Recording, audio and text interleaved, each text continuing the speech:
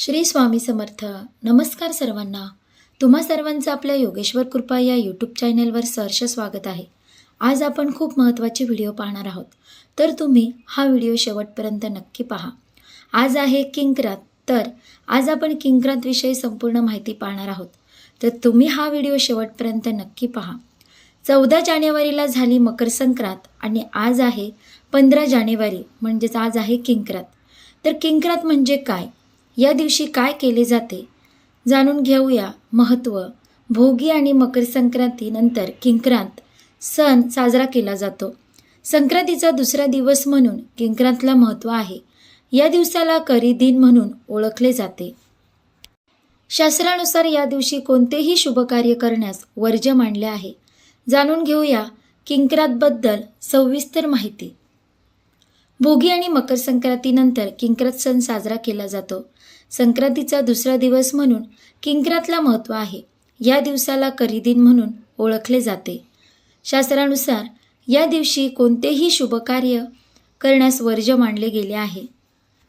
दरवर्षी हा सण 15 जानेवारीला साजरा करण्यात येतो.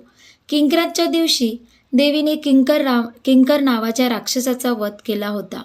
या दिवसाचा आनंद साजरा करण्यासाठी याचे महत्त्व आहे. तसेच या दिवशी देवीला गोडाधोडाचा नैवेद्य दाखवला जातो.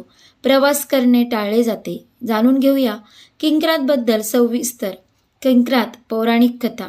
मकर संक्रांतीच्या दिवशी किंक्रात साजरा करण्याची पद्धत आहे. पौराणिक कथेनुसार संकासूर नावाचा राक्षस होता.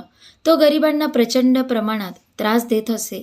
त्याचा वध करण्यासाठी देवीने संक्रांतीचे रूप घेतले.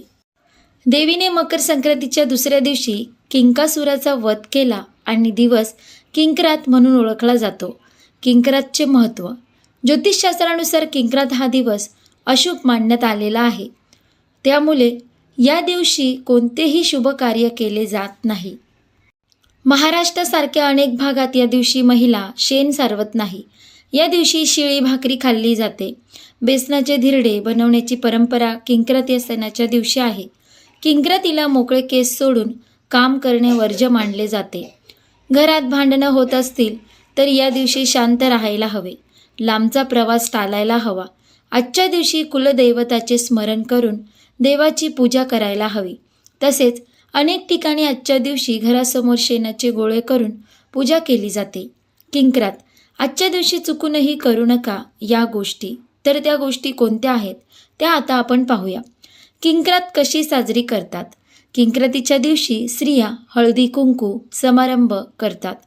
या दिवशी विवाहित स्त्रिया संक्रांतीप्रमाणेच हळदी कुंकू कार्यक्रम करू शकतात.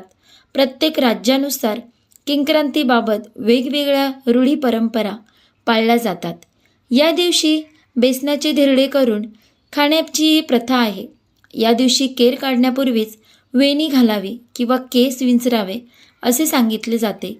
महाराष्ट्रात संक्रांतीचा सण 3 दिवस साजरा केला जातो. भोगी, मकर संक्रांत आणि किंक्रात असा हा 3 दिवसाचा सण असतो. दक्षिण भारतात किंक्रातीचा दिवस मट्टू पोंगल म्हणून ओळखला जातो किंवा साजरा करतात. या दिवशी गायी बैलांना स्नान घालून त्यांच्या गळ्यात फुलांच्या माला घालतात. त्यांच्या शिंगांना बेगड लावून त्यांना सजवतात. गुरांना दुपारी गोडधोड जेवण घालून दिवसभर त्यांना मोकळे सोडतात. संध्याकाळी त्यांची गावातून मिरवणूक काढतात. त्यानंतर नृत्य गायनाचा कार्यक्रम केला जातो. किंक्रातीच्या दिवशी या गोष्टी करणं टाळा. या दिवशी चांगल्या कामाची सुरुवात करू नये. लांबचा प्रवास टाळावा. घरात वादविवाद टाळा. मन शांत ठेवा. सर्वांशी आदराने वागा. केर काढण्यापूर्वीच केस विंचरा. तसेच कुलदैवताची आणि देवांची पूजा तसेच नामस्मरण करा.